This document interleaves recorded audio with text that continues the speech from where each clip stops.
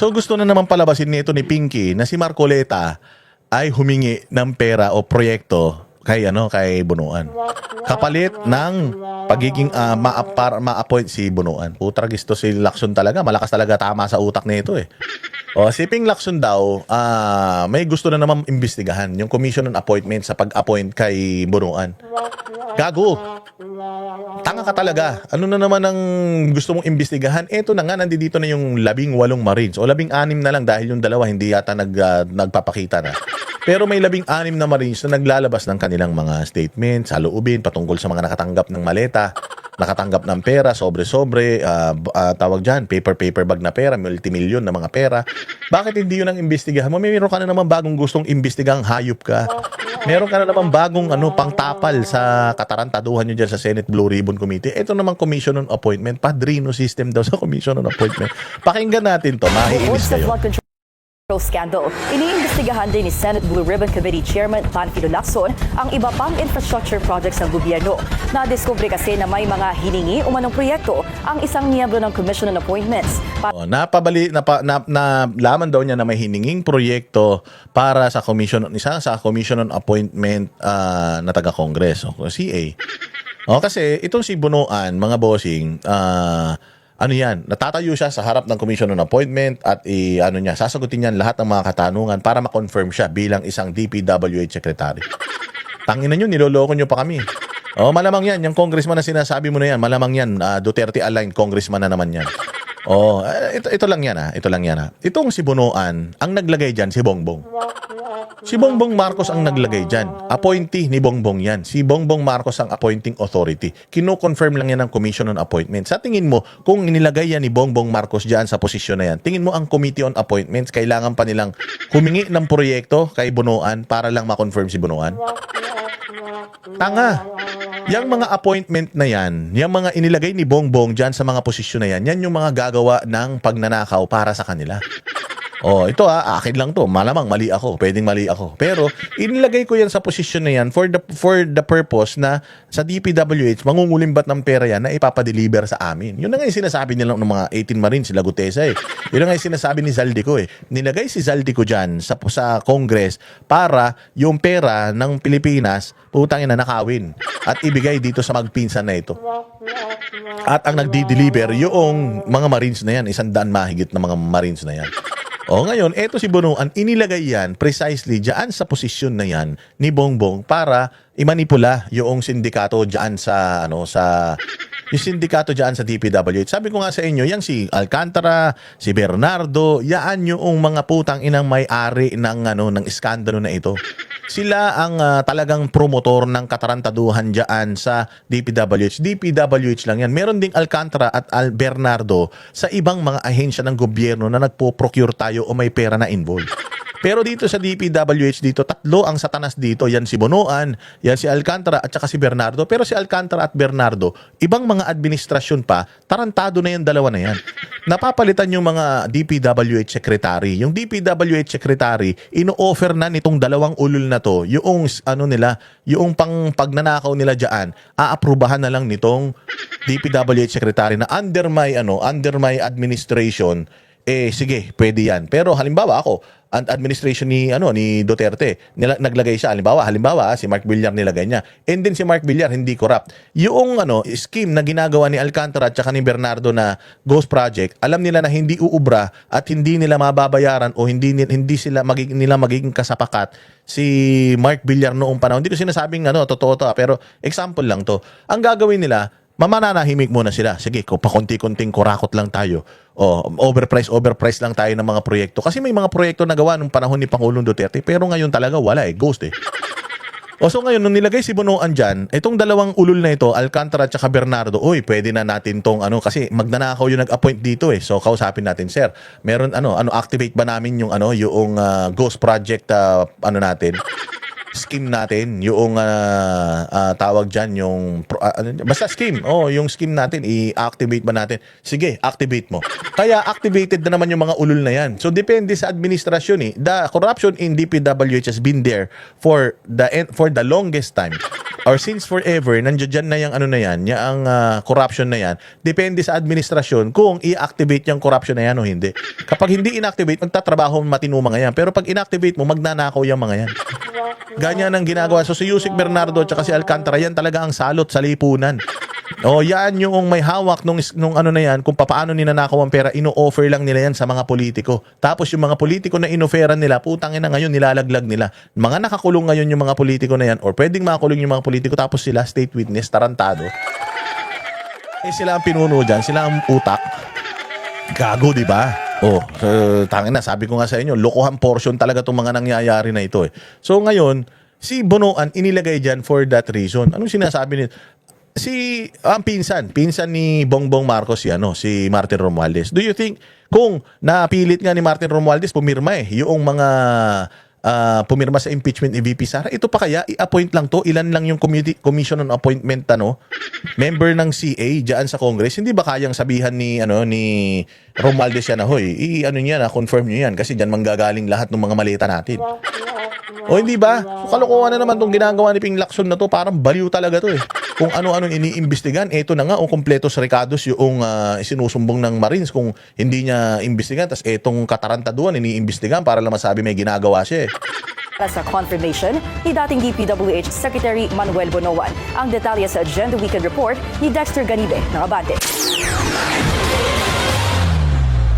Nasa hot seat ngayon ang isang miyembro ng Commission on Appointments noong 19th Congress kasunod ng revelasyon ni Senate President Pro Tempore at Blue Ribbon Committee Chairman Ping Lacson. Ang alam ko 19th Congress Committee on Appointment, alam ko si Marcoleta, membro niyan. Si Marcoleta na naman target mo siguro. Tuwing na kasi sa pagkalkal niya ngayon sa listahan ng mga flood control at iba pang infrastructure project na umano'y hinihingi ng isang panel member ng CA kapalit ng pagkumpirma kay nooy DPWH Secretary Manuel Bonoan. Good afternoon. The first meeting of the Committee on Public Works and Highways. Sabi sa inyo eh. Ang target niya, si Marcoleta na naman dahil si Marcoleta Committee on Appointment. So gusto na naman palabasin nito ni Pinky na si Marcoleta ay humingi ng pera o proyekto kay Bonoan. Kapalit ng pagiging para ma-appoint si Bonoan. 'Di ba? Ngayon, ito si Rodante Marcoleta. Sa tingin mo na impluwensyahan ba ito ni Romualdez para i-appoint si grupo man 'yan, hindi lang naman siya lang mag-isa. So pwedeng siya ayaw niya, pero 10 ng mga kagrupo niya gusto, taasan ng kamay yan di ba? Let's divide the house. Who's in favor, who's not in favor. Di ba ganun lang yan O kung halimbawa, mag-isa lang siya, 10 yung kasama niya, o di 10 is to 1.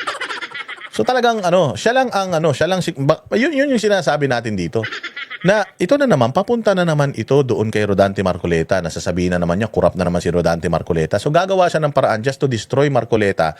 Pero putsang ina, nag-fishing activity siya.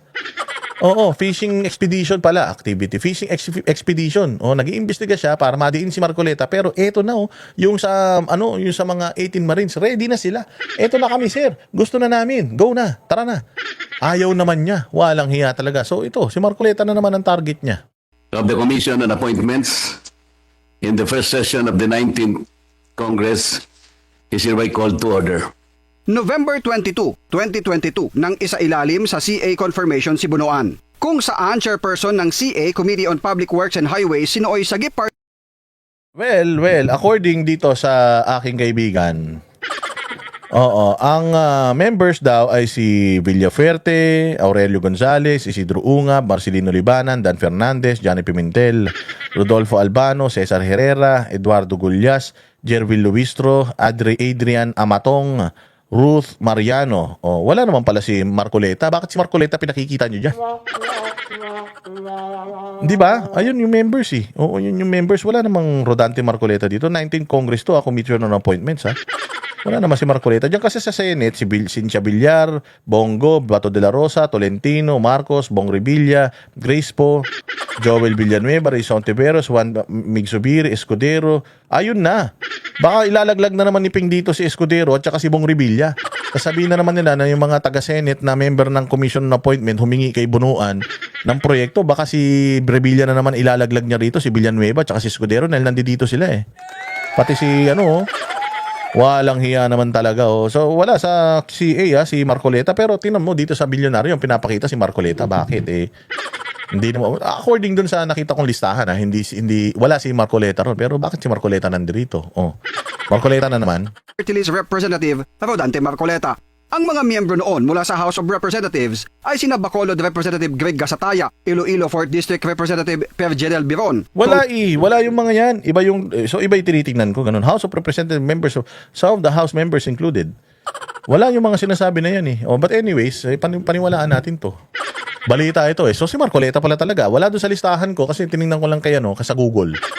Sino yung Committee on Appointment 19 Congress? 19 Congressman yun. 3 years man lang yung 19 Congress. Wala si doon, wala si Marcoleta, wala din yung mga sinasabing mga pangalan na yan. Pero diyan sa report ng bilyonaryo meron. Ewan ko, sino pa talaga nagsasabing totoo? Congressman Albert Garcia, Oka Malapitan, Lani Mercado Revilla, Jordin Jesus Romualdo at Manuel Sagarbarria. Sa isang panayam ngayong Sabado, sinabi ni Lacson na lumabas ang impormasyon habang patuloy siyang nag-i-inspeksyon kasama ang kanyang staff sa flood control project sa iba't ibang bahagi ng bansa. Sus! Nag-i-inspection kapag gagastos ka pa.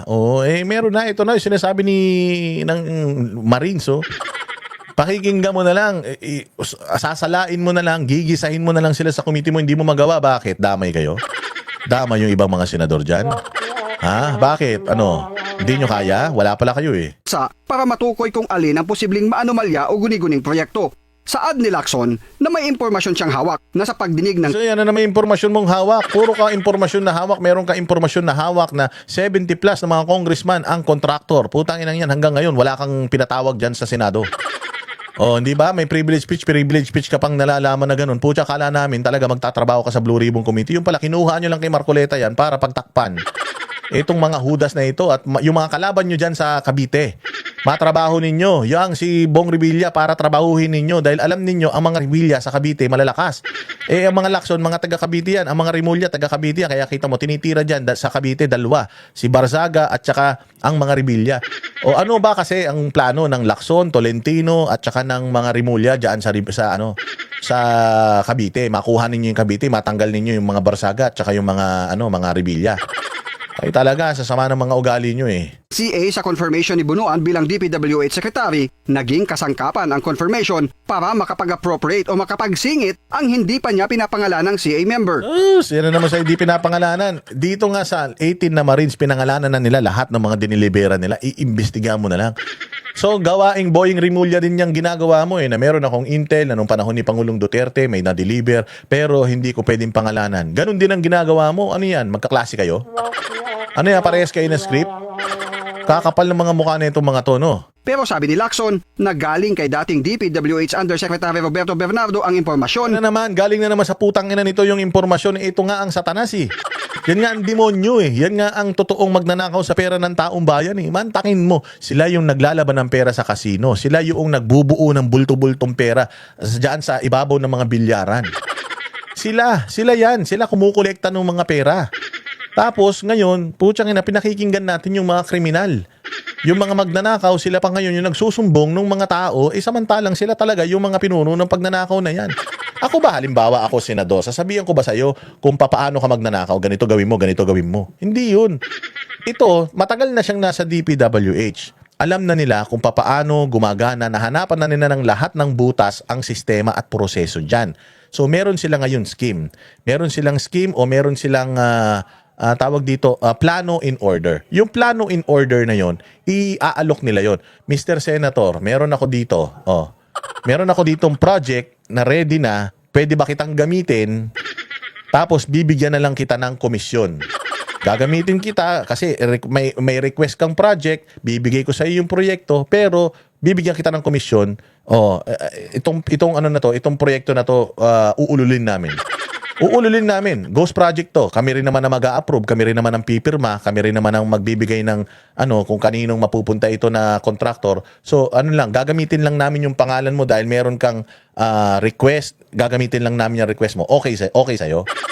So ngayon, ako naman, senador, medyo ano ba yan? Malinis ba yan? Oh, sige. Oh, pwede nga niloko nila yung senador eh. Sinabi nila sa senador na, "Oh, sir, okay itong project na to. Tuloy ito.